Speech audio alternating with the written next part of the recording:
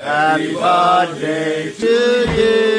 Bangladesh cricket বোর্ডের পরিচালক আসিফ আকবরের বিরুদ্ধে বড় অঙ্কের টাকা আত্মসাতের অভিযোগ উঠেছে। দীর্ঘ সময় ধরে পাওনা টাকা পরিশোধ না করায় অভিযোগদাতা একজন ব্যবসায়ী থানায় একটি সাধারণ ডায়েরি করেছেন।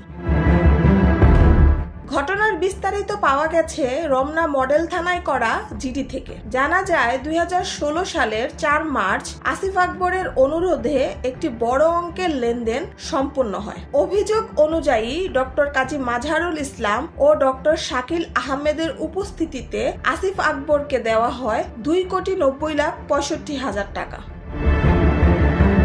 এই অর্থের একটি অংশ তার স্ত্রী সালমা আসিফের ব্যাংক অ্যাকাউন্টে আর বাকি টাকা নগদে দেওয়া হয়েছে বলে উল্লেখ করেন অভিযোগকারী মোহাম্মদ সালাউদ্দিন ভুইয়া। তার দাবি, বহুবার চাওয়ার পরও তিনি ফেরত পেয়েছেন মাত্র 39 লাখ টাকা। অবশিষ্ট 2,51,65,00,000 টাকা এখনো পরিশোধ করেননি আসিফ আকবর। টাকা ফেরত চাইলে তিনি নানাভাবে সময় ক্ষেপণ করেছেন বলেও অভিযোগ পাওয়া গেছে। বিসিবির এক পরিচালকের বিরুদ্ধে এ ধরনের আর্থিক অভিযোগ ক্রীড়াঙ্গনে ব্যাপক আলোচনার জন্ম দিয়েছে। এদিকে আনুষ্ঠানিক সূত্রে জানা গেছে আসিফ আকবর সম্প্রতি লন্ডন গেছেন। ঘটনাটি এখন তদন্তাধীন। পুলিশ বলছে অভিযোগের সত্যতা পাওয়া গেলে প্রয়োজনীয় আইনগত ব্যবস্থা নেওয়া হবে।